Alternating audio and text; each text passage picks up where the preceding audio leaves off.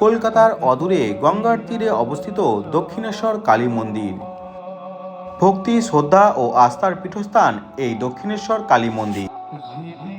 কলকাতার ধর্মতলা থেকে মেট্রো ধরে সোজা দক্ষিণেশ্বর মেট্রো স্টেশন, সেখান থেকে স্কাই ব্রিজ ধরে দক্ষিণেশ্বর কালী মন্দির। আর যারা শিয়ালদা স্টেশন থেকে আসবেন তারা শিয়ালদা থেকে ডানকুনি লোকাল বা ডানকুনি যাওয়ার যে কোনো লোকাল ধরে সোজা চলে আসুন দক্ষিণেশ্বর স্টেশনে, সেখান থেকে দক্ষিণেশ্বর মন্দির। 1855 সালের 31শে মে স্নানযাত্রার দিন প্রসিদ্ধ মানবদরদী জমিদার রানী রাসমণি এই মন্দিরটি প্রতিষ্ঠান করেছিলেন। এই মন্দিরের দেবীকে ভবতারিণী রূপে পুজো করা হয়।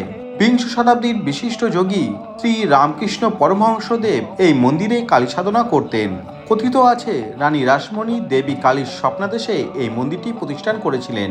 মন্দির প্রতিষ্ঠাকালে রামকৃষ্ণ পরমহংসদেবের দাদা রামকুমার চট্টোপাধ্যায় রানী রাসমণিকে প্রভূত সাহায্য করেছিলেন। রামকুমারী ছিলেন এই মন্দিরের প্রথম পুরোহিত। সাল 1857 বা 58 সালে কিশোর রামকৃষ্ণ পরমহংসদেব এই মন্দিরের পুজোর ভার গ্রহণ করেন। পরবর্তীকালে তিনি এই মন্দিরকেই তার সাধন ক্ষেত্ররূপে বেছে নেন। দক্ষিণেশ্বর কালীবাড়ি চত্বরে রামকৃষ্ণ মন্দির ছাড়া রয়েছে একাধিক দেবদেবীর মন্দির ও অন্যান্য ধর্মস্থল। দক্ষিণেশ্বরের মূল মন্দিরটি পঞ্চরত্ন মন্দির। মূল মন্দির ছাড়াও রয়েছে দ্বাদশ শিব মন্দির নামে 12টি আটচালা শিব মন্দির। 1847 সালে জমিদার রানী রাসমণি দেবী অন্নপূর্ণা দেবীকে পুজো করার জন্য কাশীতে তীর্থযাত্রা আয়োজন করেছিলেন। 14টি নৌকায় আত্মীয় স্বজন, দাসদাসী এবং রসদ নিয়ে তিনি রওনা হন। কিংবদন্তি অনুসারে যাত্রার পূর্বরাত্রে রানী রাসমণি মা কালীর স্বপ্নাদেশ পান। এই স্বপ্নের পর রানী অবিলম্বে গঙ্গার তীরে জমি ক্রয় করেন এবং মন্দির নির্মাণের কাজ শুরু করেন। 1847 সালে এই বিরাট মন্দিরের নির্মাণ কাজ শুরু হয়, শেষ হয় 1855 সালে। এই 8 বছরে সেই সময়কার প্রায় 9 লক্ষ টাকা ব্যয়ে নির্মাণ হয়েছিল এই মন্দিরটি।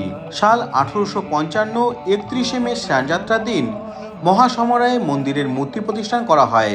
1886 খ্রিস্টাব্দ পর্যন্ত 30 বছর শ্রী রামকৃষ্ণ এই মন্দিরেই অবস্থান করেছিলেন। তার অবস্থানের কারণে পরবর্তীকালে এই মন্দির পরিণত হয় তীর্থক্ষেত্রে। আজ এই দক্ষিণেশ্বর মন্দির হিন্দুদের অন্যতম একটি তীর্থক্ষেত্রে পরিণত হয়েছে, যেখানে আসেন দেশের বিভিন্ন প্রান্ত থেকে পুণ্যার্থীরা।